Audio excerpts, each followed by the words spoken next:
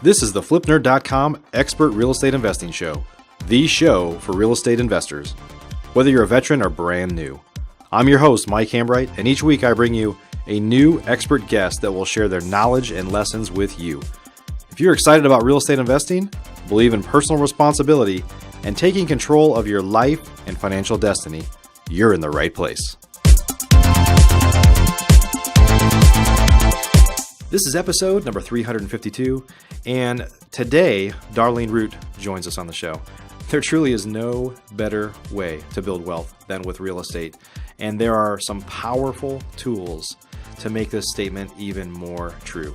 Self-directed retirement accounts and self-directed health savings accounts are just a couple of tools that no real estate investor should be without. With the rising cost of healthcare in America for you and your family, a self-directed health savings account, or an HSA, is a powerful tool that if you're not already using it, you simply must learn more about it. Darlene Root joins us today to share her knowledge on HSAs and provide some tips for you to get started. As real estate investors, we have a significant advantage over other types of investments to grow the balances in our accounts. This is incredible information, my friends. Let's dive into today's show. Please help me welcome Darlene Root to the show. Darlene, welcome to the show. Thanks so much, Mike. I really appreciate it. Yeah, excited to have you here. I think we've been stalking you for a while, and we just finally got you on. Yeah, it was hit or miss a couple of times, so we finally did, and this is going to be fun. Yeah. Well, we're going to talk about building wealth with retirement accounts today. And we have had other custodians, not other custodians. You're not a custodian, you're an investor. And so I always appreciate talking about wealth building with non-custodians and with custodians. If you're, one of the folks that have been on our show before, not like I'm trying to say we didn't enjoy having you on, but there's a different discussion for like the everyday investor that is actually using these tools versus somebody that makes a living selling or trying to convince you to use those tools. So I'm excited to talk about it. But before we get started, I know you do a lot of stuff with retirement accounts. We're in a mastermind group together, and you talk about this stuff a lot, and it's very inspiring. But before we get started, maybe you could take a couple minutes and just tell us who Darlene is. Tell us a little bit more about you. Darlene. So I started in real estate in 1979. I was 19, just turned 19 years old, and I got a real estate license back when women really were not in the industry too much. So I did it kind of on a bet. My sister, Michelle, if you're watching, thank you for dragging me into this crazy business. I wanted to be a rock star, and apparently my family didn't think I was good enough to do that. So they figured I'd better have a plan B, and so real estate was the path that I took. And my sister got in and got out. And sometimes I think she was the smart one, but I decided to stick with it. And in 1983, I, heard this guy, this guru back in the day, come through town on how to buy money with no money, or buy houses with no money down. And so I got hooked and started doing wholesaling. I don't think that's what we called it back in the day. I think it was just flipping is what we called it. Yeah. And I did that because I didn't have any money. And that was what really appealed to me, and I'm sure the rest of your listeners would agree, that you can get in with relatively no money or very little experience, because I had none. Yeah. And so stayed in the real estate investing end of it, my husband and I. And back when the short sale thing was all the rage, went to another seminar and heard someone talk about investing with tax-free money. And that really appealed to me. And by this time, I did have money, and I was paying taxes like a lot of us do. And I thought, not getting any younger, I might want to figure out a way to build some retirement wealth, because we don't have a pension in this industry. And so that was when I was introduced to both the HSA, which is the health savings account, and the Roth IRA and 401k with the Roth component. And I know, like the rest of us, we in this business, we kill and then we eat, right? It's eat what you kill. But, one day you're going to wake up and you're going to be retired and go, okay, now what? And so that clock was ticking rather fast for both my husband Joel and myself. And I said, here's what we're going to do. We're going to open up both an HSA and a Roth IRA. And the advantage of the Roth IRA is because it was not only tax-free wealth coming out, it was with a tax write-off going in. Unlike the Roth, where you don't get to write that off, it's after-tax money. The HSA is pre-tax. If you get a tax write-off, you can pay your expenses and then which is a write-off too, and then you get to reimburse yourself back for those expenses that you paid. So that's sort of the trifecta of Yeah. That's awesome. Hey, before we get into too much detail about HSAs, obviously one thing about them for sure, and we'll come back to this when we talk about them in a little bit, is that I think healthcare costs, I know they're more expensive than ever for everybody listening here, right? So this stuff is even more important today than it was back when you first started it, when, health costs were we probably always look at them as this is expensive, but probably nothing like today, right? I mean, this is a totally different world we live in now. So, well, I want to ask you a question before we start talking about specific accounts and how to use them. So, and I, by no means, Darlene, am I trying to age you in any way? I feel the same way. Like every once in a while I have somebody on the show that is crushing it and they're like in their early 20s. Like, and I think we all feel the same way. If the single biggest regret I've ever heard real estate investors make is, I wish I had started earlier, right? But with this information today, and there's a lot of people listening to this show today, that are ages of all types, but you could never, they say, hey, you should have started 20 years ago, or second best thing to do is start today. So it is what it is where you are. But if you could just kind of go back in time, a time machine, what would you tell yourself when you started in the late 70s about health savings accounts or self-directed accounts, that if you had started so much earlier, that it would be a totally different, you'd be in a totally different place right now. You'd be on a laptop on a beach somewhere talking to me right now instead of wherever you're at.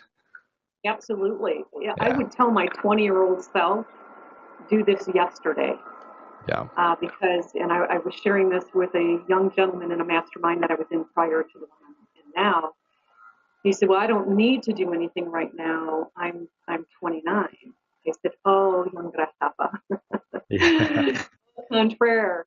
I said, you know what? I'm going to tell you, his name is John. John, I went to bed yesterday. I was 29. I woke up today and I was 56. So it goes by like that. And I know that my parents used to say that. It used to drive me crazy, but it is really true. And if you start small now, you don't have to throw it all in an HSA or a Roth. Little, just a little. Say, I'm going to do 2 deals this year in my HSA and 1 in my Roth, or however you want to mix that up. Yeah. And I think that by the time, and there are calculators online that you can use that will show you how that grows exponentially. And, it's the compound interest thing. And when I show that to my students, they're like, whoa, it just starts building and building like a snowball. And so if you're 18 and you're out there, you can open one up. Actually, it doesn't matter what age you are for a Roth. As long as you have earned income, you can open up a Roth. There are parents who open them up for their children. Yeah, that's what I was about to say is I've been inspired by Mark Evans, who I think you probably know. So he's doing stuff for his baby, right? His baby has earned some income because he's got him on, some advertising and things like that. I have a son that's 9, and I was just talking to my wife, like, what if we worked with him? We get even a couple rentals in there when he's 9. Like, imagine when he's 30 or 40. It'll be incredible. And also, too, add to that, children, you can open up a CESA, it's a Cloverdale Education Fund. Right. You can't put a lot in. I think it's max is $2,000 per year. But if you take that $2,000 and you keep, doing small deals, fund a deal, do a promissory or an earnest money deposit for an investor, and get interest on that. So if you only have $500, you can use that $500 build interest. You don't have to take it down with an axe every time. Do it with a baseball bat in the beginning, and then start investing bigger and bigger. And that starts to grow, but have a plan.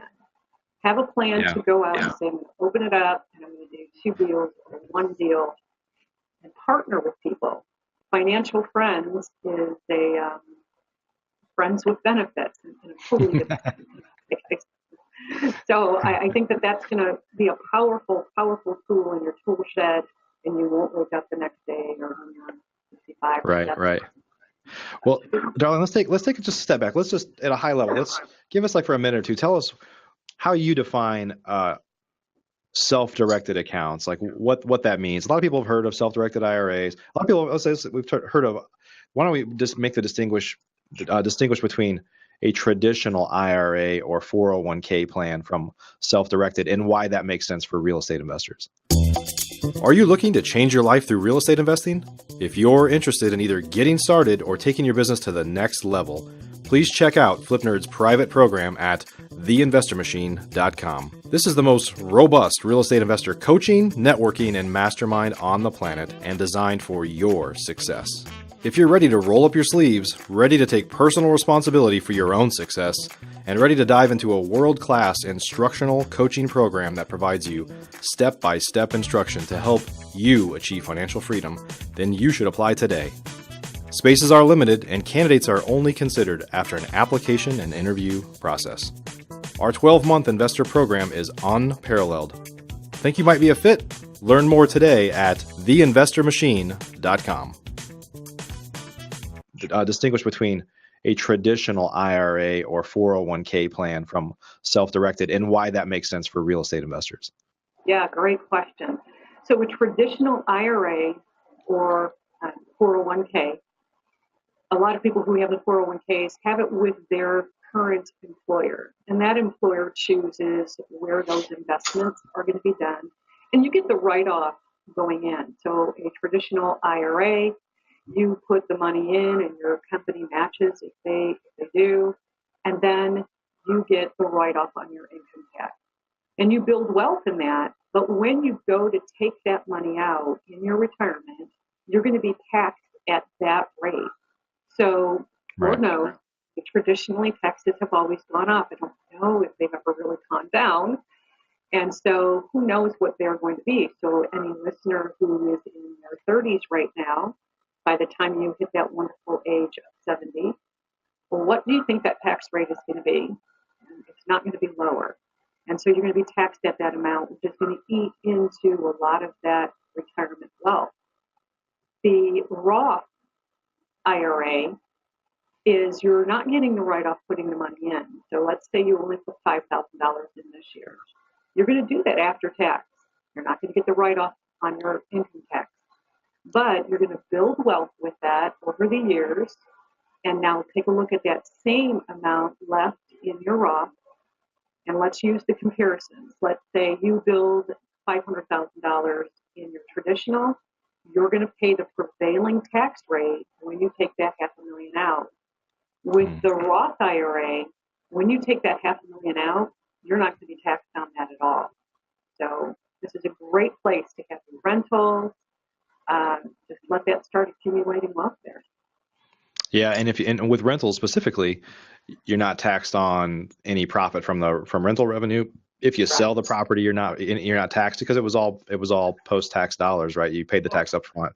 So that's so powerful if you think about what you can accumulate. And I know that maybe you can share your thoughts on this. Obviously, one of the biggest benefits of using real estate in your retirement accounts is that you can borrow money. You can actually leverage your dollars into more dollars. Your self-directed IRA can borrow money through a non-recourse loan, but to kind of use leverage, just like we all do in real estate, to buy properties. You want to kind of share your thoughts on that? Because if you have your money sitting in an E-Trade and you're buying a S&P 500 index fund, there's no leverage, right? No, not really. That is one thing that I have not done. I have not borrowed money but I know that it's powerful. Now you're going to be taxed a little bit different because you will be taxed on the amount of that loan. So if you're purchasing a property for $100,000 and you're borrowing, 20,000 of that. So when you go to sell that property, on the $20,000 that you borrowed, that part won't be tax free. You are going to pay tax on that. Right. But it's still better than borrowing 100% of it in a non, by yourself, because you're going to be tax heavier. I think that's the point I was trying to make. Right. Awesome. So, so I think most people probably understand IRA accounts, that you're using it to save money for your retirement, and we can talk some more about that. But I also want to talk about health savings accounts. So, and a lot of people don't really understand. I think people make the connection. Well, I could use it to pay for my health care, right? Or any major expenses that you might have. But there's a lot more to it than just you can put some money in and use it as an account to pay for your expenses. I mean, there's a lot more benefits, financial benefits to these accounts, right? Oh, absolutely. And they're really one of my favorite tools is the HSA over the Roth IRA. The Roth IRA, you do have to wait until your retirement year in order to take that money out. With the HSA, you can take that money out now, tax-free, as long as you're reimbursing yourself for qualified medical expenses. And I'll explain. So when you open up an HSA, which is the health savings account, there are a few things you have to do. You have to have a high deductible health care plan. And a lot of us do, if we're not employed, we have high deductibles. My deductible is $5,000 a year. Yep. And so that does qualify. So I put in the maximum amount of the allowable contribution to the HSA. And then over the year, I don't use that money to pay for medical expenses. I pay for my medical expenses outside of that. And I would recommend having a separate debit card or even a separate bank account for that.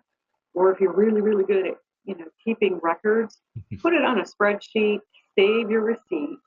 And so say, for instance, 4 years from now, you're 35 years old, 4 years from now, you want to take about $10,000 out and tax-free. All you need to do is direct your custodian to write a check for the qualified medical expenses. And there are a gajillion qualified medical expenses. It's not just prescription pills and, eyeglasses and so forth. For sure. There's a plethora of it. Travel, all kinds of things. So you can really pay $10,000 a year in medical expenses very easy. You're just going to write yourself a check as long as your accounting is good. If you're ever audited, the IRS is going to want to see. You just took out a disbursement from your custodian, from your HSA. Do you have those qualified medical expense reimbursements to show for that? So record keeping is key when you're doing that. Yeah. And I should have probably noted I'm thinking of my wife who sits at the other end of our office here. She's our resident attorney. She's our resident CFO, our CPA, all those things. But anyway, I should say that neither Darlene or I are attorneys. So you should seek professional advice here. We're just kind of sharing our experiences or thoughts. So we're going to have to verbal asterisk here. But so I know some people that you know as well, Darlene, that, and this is probably some of what you do, is they're anticipating, a lot of us have, a lot of Americans, right? We have massive expenses near the end of our life. It could be just healthcare just skyrockets, right? So I have some friends that have over time accumulated some rentals in their health savings accounts, and they use leverage, they use non-recourse loans to fund them. And they throw off a lot of cash. So they maybe for their family might throw off $10,000 or $20,000 a year to cover all their costs, and then some. So they're building up an account that when they get later in life and they need more help, need to move into assisted living, there's other things that can cover. I'm not sure if I'm 100% accurate on everything that you can cover with a health savings account, but there are a lot more than, like you said, just medications and checkups and stuff like that. It could be major expenses that we're all probably going to have at some point. And who doesn't want to kind of enter the later years of your life with confidence that you're not going to be this massive burden on your family or on taxpayers or on anybody else, right? We hear that a lot too. We do pre-foreclosure work. And I would say a bulk, and I don't know the actual percentage, the bulk of our foreclosures are due to people not having enough medical, insurance, or even if they do have insurance, they had a catastrophic event that the insurance no longer covers, or they're at end of life and they need to go in an assisted facility. Yeah. And your insurance is going to cover bare bones minimum. You're going to wind up in some, not so happy place, and have the confidence and the peace knowing that when you get to that, if you get to that point, that you can just stroke a check and go into what we call Waltonwood, which is one of the more affluent end-of-life care facilities, and where the treatment is a little more stellar than your ghetto, nursing home. So, not to be a fearmonger or anything, but the reality of that is becoming more real every day, especially like you said. Healthcare is crazy, and medical, you cannot use your HSA, by the way, to pay for medical insurance premiums. So I want to be super clear about that. If you have, medical insurance, mine is with priority, I cannot make the premium payment with my unless I'm taking that as a disbursement and want to do that. So I want the listeners to know that there is that caveat. Right. But if you have a high deductible plan, like, I kind of knock on wood. It's my wife and I and my son, Jake, who's 9 now. We haven't had a lot. He goes to the doctor a couple times a year. We haven't had a lot of expenses. But last year I was in a paintball accident that we won't go into detail on. I twisted my knee and I ended up getting an MRI, which, before when I was in corporate America, I just had health insurance and it wasn't a big deal. That was 10 years ago. But now literally I went to get an MRI and they're like, it's like $3,500 or something. And like, I just paid it right out of pocket because my deductible is $6,000 or something. So, but stuff like that, you could expense against your HSA, correct? True. And if you need to pay for your medical expenses out of your HSA, there's no shame in that either. I know kind of similar thing. My husband had rotator cuff surgery or shoulder surgery, and it was super expensive. Our healthcare, $5,000, and we're very healthy, so we have never expensed that down. And so part of that shoulder surgery, I paid for out of the HSA. It just made sense for me to do that at that time. Now, we've earmarked that money, but if something were to happen where there would be a catastrophic event, then we have confidence now that we can stroke that check and really be at peace with that. And maybe share your experience or your knowledge on HSAs in the regard that unlike an IRA, individual retirement account, right? All these other vehicles are at the individual level. So maybe you and your spouse both contribute to it, and maybe you, at the end of the day, your money is all yours. It depends on your arrangement with your spouse, I guess. But an HSA is at the family level, right? You have this account, but I could pay for, if I have an account, it's at my family level. My wife, I could pay for things for my wife. I could pay for things for me, my children, things like that. Maybe explain those benefits that a lot of people might not understand. Sure. So Joel and I, we have no children, so we have our HSA together. It's a family plan. Well, however your plan is written, it makes sense if you're husband and wife to have a family plan. Some people have individual plans. The deductibles are a little bit different that way. So I'm going to just talk about family plan right now. So you put your contribution to your HSA for the family, and for the medical expenses, like you said, you had the MRI, Joel had the surgery. We just write the check out of that. A portion we wrote out of our own bank account. So it's the family plan. So you have your son, your wife, you write checks, you keep really good records, and then when it comes time to reimburse you, just reimburse yourself that way. Yeah. And I think that's powerful because, in my experience, and I got to keep knocking on wood here because I don't want anybody in my family to get sick or anybody in these family to get sick. But the odds of you having a significant expense in your healthcare are generally minimal, but the odds of somebody in your family having an issue is a much bigger exposure. Right? You kind of have some, you kind of, I don't know how I'm trying to say this here, but when you have more people in your family, obviously the chances that somebody are going to get sick or somebody's going to have a major medical expense in any one year is greater than any one person. So you can kind of cast that wide net over your whole family, I guess. Yeah, absolutely. So there's power in numbers, right? Yeah. And that could be good or bad. Right, so right. As we get older, Joel is in his 60s, I'm in my late 50s.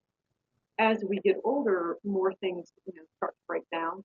And so I wish my 20-year-old would say, get that thing going now. We started that, I'm going to say 10 years ago. And so although we're really diligent, because I'm passionate, as you probably can tell, about self-directed investing, we've really taken the time to set out a plan every year to build that up.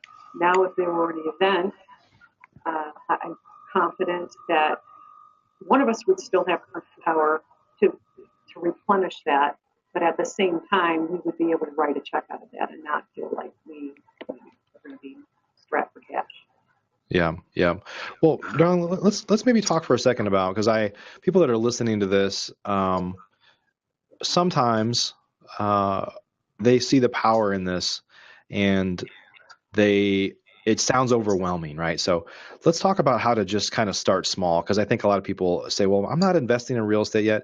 You don't have to invest in real estate to open up a health savings account, by the way. But the problem is if you're just getting started in real estate or you're already doing some deals, you have to kind of get the process started. So maybe talk a little bit about kind of your advice to people on just how to start small, just to kind of get going.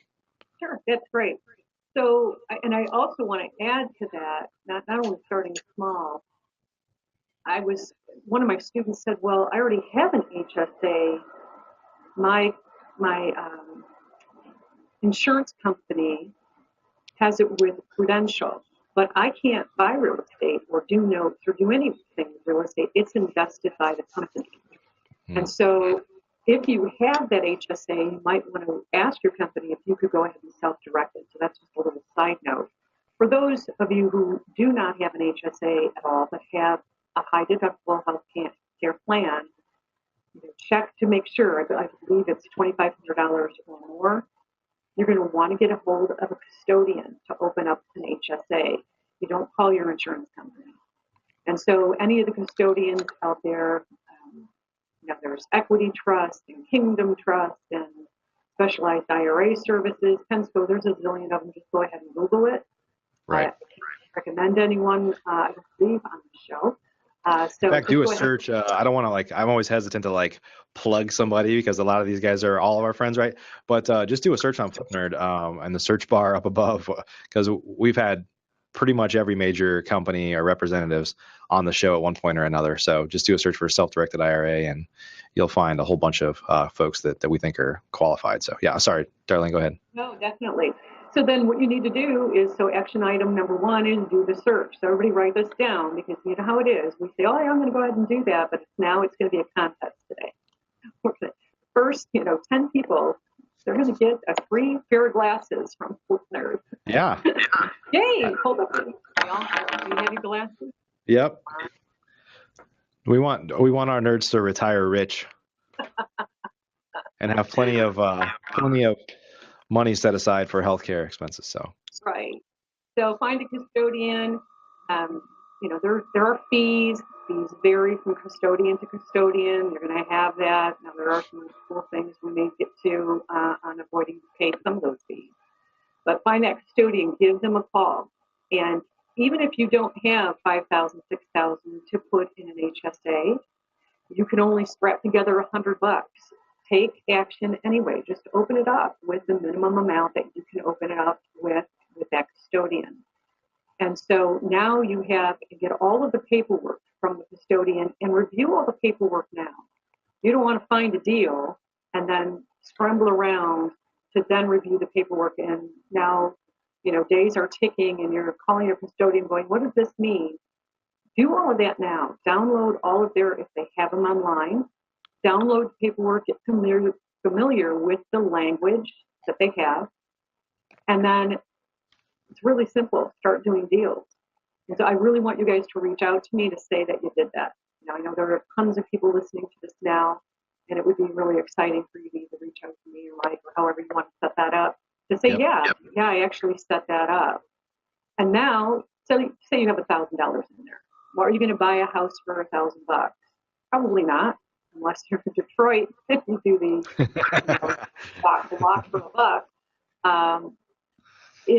If all you have is 1,000, but someone else has 50, or someone else has a little bit of money, buy a house together.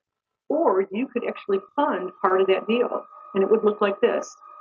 Somebody's going to go ahead and purchase a property, and they're going to allow you to put down the earnest money deposit of $1,000. So what you're going to do is a promissory note for that $1,000, and you're going to charge them interest. You're probably not going to get 50% of the deal, although you never know if you're a really good negotiator. So now you're going to get interest on that. Now that interest and your principal goes back into your HSA or your custodian. And now let's say you have $1,100 in there. Keep doing deals throughout the course of the year. What I did, the very first thing I did is I went ahead and put an option on the property. Now here in Michigan, your option can be $100. It's actually going to be 10. But I went ahead and optioned a property for $100. And when I say I mean my Roth or my HSA. And then I turned around and found somebody to wholesale that deal to, and I got $10,000. So I wholesaled that deal for $10,000, and it was an instant, made bank that day, put that money right back into my HSA. And I think at that time I was building it up. I found a house for $12,000. I kid you not. They actually have them here in Michigan. And I purchased that property for $12,000. And that's a rental. I still have it to this day. And I get $9.95 a month for rent. And I've had it since 2010. So there are some really cool ways to make that tax straight away where you don't have to just make interest. But mix up your portfolio a little bit. Yeah, and I know somebody. I don't want to. Again, I don't want to I'm not providing legal advice here, financial guidance, but I know. So check with your custodian that you work with. But I know somebody that has some rentals in their HSA, and they had it structured where they're 50-50 partners with somebody else's health savings account. I guess I don't know exactly how that gets set up, but their arrangement was the partner, the other person, put the money in to do the deal, and they found the deal, and so they were able to, effectively they have half of the rent coming in that they are allocated to. Their account gets access to that. And they probably initially put down the down payment or a deposit to kind of get it started. They had some beneficial interest, certainly, but they kind of did more of the work to get it going. And the other person was looking to be like totally passive. If you find a deal, we'll be partners on it, which that happens all the time outside of our health savings accounts and retirement accounts. So those types of things can happen inside. So even if you start with something small, like you said, there's some ways to structure deals where you're doing more of the kind of legwork to get the deal done, and you're benefiting from that in a bigger way. I guess it's effectively kind of sweat equity inside of your account. Yeah. It happens in the normal taxable world. Really get creative and think. Now, there are some things you cannot do business with yourself, and there's a litany of rules that probably not enough time to go through all of those rules here, but you cannot combine your HSA or your Roth with your own personal money. Right. That's a prohibited transaction and self-dealing. There are certain people you cannot invest with, family members, but you can, not your mom, not your dad, you can't buy their house. You can't buy a property and a weekend home and stay there every weekend. That's not going to fly. So it has to be an investment. That's the key. So when you talk to your custodian, and you can even Google it too to find out who are those prohibited, disqualified parties to yourself. and what is a transaction. Really get familiar with the rules, but not to the point where it scares you and it creates inertia that you're not going to take action. If you do that, then you're going to wake up cold and broke. Yeah. Awesome. Well, Darlene, I think we're about out of time here. Can you maybe share, if folks want to learn more about you or they wanted to get in touch with you? I know that you don't really have anything for sale. You don't have a website yourself, I don't believe. Maybe we need to set you up a website. No. I probably do. I do have coaching students, but it's by word of mouth. But if you need to get a hold of me, you can find me on Facebook. It's under Darlene Root. And just go ahead and message me or friend me, ask questions. I'll be more than happy to take some time to walk you through the process. That's awesome. And one thing that I would say is, you mentioned this phrase, financial friends. I know there's networks and stuff out there for this once you have self-directed retirement accounts. So in my experience, a lot of custodians, they're not going to give you big advice because they try to shy away from that because they don't want the liability of, well, you said I could do this. But there is a whole network, a whole world of people that are financial friends that do deals together. They find ways to structure deals. And I get the most out of learning about what you can do by talking to people like you and other friends that are active in investing in their self-directed accounts, just saying, well, here's my situation. How can I do this? And because what you find is there's this world of people that are finding creative solutions to build wealth, right? I mean, and so it's a powerful community or communities once you kind of crack into them and you find them. Absolutely. You and I are in the same mastermind, and there is that power that, when you first do a deal with somebody, you want to vet them, right? So you want to make sure that it's a solid deal. And when you have the networking aspect of financial friend in a mastermind where there is that same level and that mutual respect, and you know them because you've seen them and you've networked with them, get involved with clubs like that. Your local RIA, if you have a really good RIA, plug yourself in. Make sure that the person who's running that RIA is very familiar with the ins and outs. There's some talented individuals. I know most cities have really good RIAs. Even meetups. Go online and find some self-directed meetups. You're going to get a full knowledge. And always consult with your custodian before you do a deal. Even if you think you know how to do it, I've seen a lot of people have their IRA blown up or scrutinized heavily due to doing a deal. It's not ready, shoot, aim. When you're dealing with a self-directed, ready, aim, fire. So. Yep. Awesome. Well, everybody listening, we're gonna add a link to Darlene's Facebook page down below the video here on the show page. And we definitely appreciate you, Darlene, for being willing to ask questions. And of course, any of the major custodians love to answer questions, and they have events all over the place. And a lot of the folks that we know are traveling to a lot of real estate investor clubs, speaking and trying to share their message because there's a lot of people doing it, but it's still probably like single digits that really kind of understand this space relative to those that are just pumping it into a Fidelity or an E-Trade or somewhere else without many of the benefits we talked about today. So appreciate you being with us, Darlene. Hey, my pleasure. Yeah. And everybody that's listening, this is show number 352.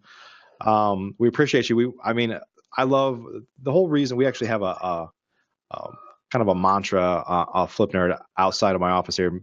Nobody actually that listens to our show, most people have not seen my office, but our entire goal is to help real estate investors build wealth to change the lives for the families and the communities and things like that. So this stuff is really important. So if you enjoyed today's show, share it with somebody that you love, because there's good information in here. And this is what real estate investing is all about. It's about building up a way to be financially free and independent from any of the things that kind of might be bogging you down right now. So excellent. Yeah. Everybody, thanks for joining us today. We'll see you on another episode real soon. Have a great day. Thanks for joining us for this episode of the FlipNerd.com Investing Show. If you're not yet an elite member of FlipNerd, you're missing out. We have tons of great training, including a new detailed masterclass published each month and live training webinars with experts twice a month.